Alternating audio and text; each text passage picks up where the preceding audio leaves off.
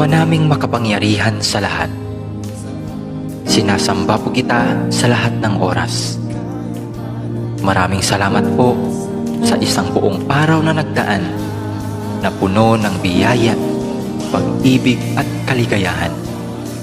Salamat din po sa mga pagsubok at mumunting mga luha na dumating sa aking buhay, na alam ko pong siya po ninyong paalala sa akin na kayo po ay Diyos na buhay.